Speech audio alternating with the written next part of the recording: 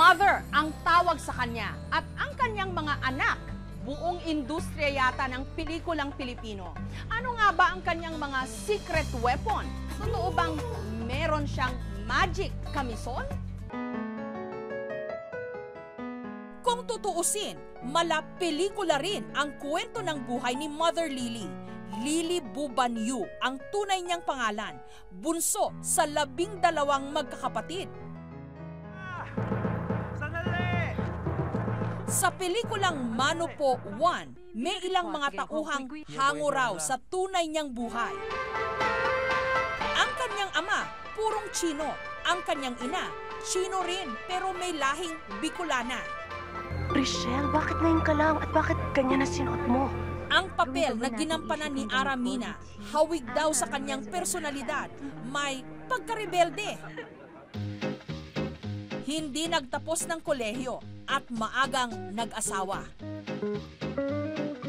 Pero mukhang nakaukit sa palad ni Mother Lily na pumasok sa mundo ng pelikula. Nauwi siya sa sinehan, nagbenta ng popcorn at ice cream nung una. Hanggang sa noong 1970s, nabili niya ang American movie na All Mine to Give sa halagang $500. Nung panahong ang palitan ng dolyar sa piso ay 1:2. Tumabo sa takilya. Doon nagsimula ang ikangay movie career ni Mother Lily. Noong Miyerkules, inimbitahan ako ni Mother Lily sa kanyang victory party. Blowout ito para sa mga pelikula niyang kalahok sa Metro Manila Film Festival. Masarap ang pagkain. May paraffol, umapaw, ang tikoy. Wala siyang pagod sa pag-estima sa kanyang mga bisita. Magaling ang kanyang PR o pakikitungo sa tao. Marahil ito ang sikreto ng kanyang staying power sa isang mundo at negosyong mabilis magbago at magpalit ng kulay. Si Mother Lily, basically, luka-luka yan. Everybody knows that. Luka-luka? Luka-luka na yung decision, yung galit dito sa isang banda, tapos may tatawa-tawa rito, katakutan na demandahan, sigawan. Nademanda ka na? Hindi pa. Hindi naman mabot sa pondo ka. May mga nag-magic. Siya lang yung naglalakas loob na gumawa ng malalaking pelikula at nakikipag-merge sa ibang mga bagong tatag na production para lang magkaroon ng pelikula. Pagkatapos ng party, pinaunlakan ako ni Mother Lily sa isang interview matapos ang medyo mahaba-habang pilitan. Hindi raw siya sanay magpa-interview tungkol sa kanyang sarili. Siya'y pala ang itinuturing na reyna sa paggawa ng pelikula.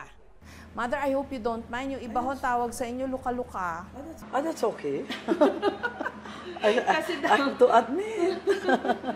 kasi daw, makikipag-away kayo. Dito naman, tatawa kayo. Yeah, Sanay it's na very sanay daw instant. kayo Yeah. multitask. Oo, totoo yan. Paano nyo ho nagagawa? For me, luka-luka is nothing. It's like lambing lang na. Tamang-tama pala ang bansag sa kanya. Parang ina na minamahal at kinatatakutan din, pero hindi magawang tuluyang kamuhian. Mother, bakit ho Mother Lily ang tawag sa inyo? Paano ho nag-umpisa yon? It was through Lolita Solis. Yeah, that was, she named me Mother Lily because we were very close. And then, these are all the... Mula noon, Mother Lily na ang tawag sa kanya ng lahat.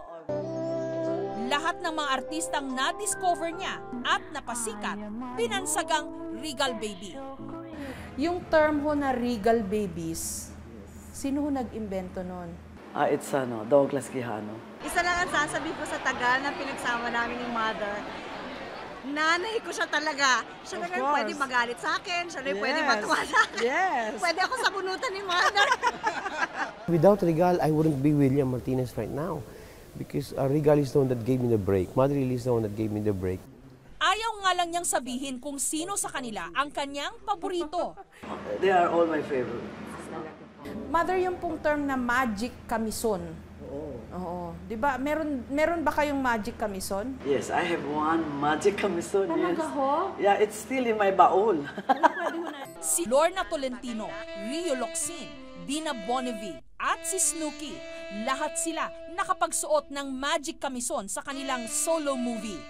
Kumita ang mga pelikulang yon at sila'y nagsipagsikat. At ngayon, heto na ang magic kamison ni Mother Lily. Iisang kamison lang mo ba yung sinuot ng mga artista? Yeah, this camisole where I was, I wore it on my honeymoon. Talaga po? So hindi only nila, wala sila kamalan? No, it's only now because I love you, that's why. Sa ngayon, sa baul na lang itinatago ni Mother ang kanyang kamison. Hindi naman siguro dahil lipas na ang magic nito, kundi marahil dahil naluma na ang wet look. Naging mas daring ang kasuotan ng mga leading ladies sa mga pelikulang sumunod. Oo, naayos ko, nalika na doon. Nagbago rin ang mga tema, pati ang perang kinakailangan o budget. Ako ng mga kamag-anak ko sa Mindoro. Steward, nani mo, yari ka na naman. Nagkaroon ng mga pelikulang pito-pito. Pito-pito dahil madalian daw kung gawin. Sa huling bilang, halos 200 pelikula na ang nagawa ni Mother Lily. May mga komersyal ang dating. Pero meron ding critically acclaimed at award-winning. Hindi kita ma-imagine PR. Sister Stella L. Oh, Gigi. Inaamin ko, hindi ako masaya rito. Hindi sinang-ayunan ni Pepe. At marami pang iba. Ano nga bang pangalan ng una mong inibig? Ayon sa mga batikang direktor mismo, mahirap ikategorya si Mother Lily bilang producer. Kung pera-pera lang ba ang mahalaga sa kanya o quality? Hindi lang po kayo producer na matatawag na commercial. Well, it has to go for both. When I want to win an award like Ismael Olino Broca, Mike De Leon, that's Sister Stella L, no? I know the fact that this movie is for people to watch. This is for awards movie. I know that it's not going to be commercial movie, but I did it. This craziness of hers has produced some of the finest movies that we have, no? Malinaw sa akin, ito talaga ang kanyang hilig. Ang paggawa ng pelikula ang nagpapaligaya sa kanya. That's my passion. Yeah. When I wake up, I think of movies. When I sign off, I'm going to sleep. It's here in my mind. I always think of how to work out. Pero kung minsan, nililibang din ni Mother Lily ang kanyang sarili. Hanggang kailan ho kayo gagawa ng pelikula? Non-stop. Talaga ho? Non-stop. The way I see it. You don't The way I feel it. You don't see yourself na magre-retire kayo? I have no regret eh. No matter wala what happened. It's, as I said again and again, ito galing sa puso.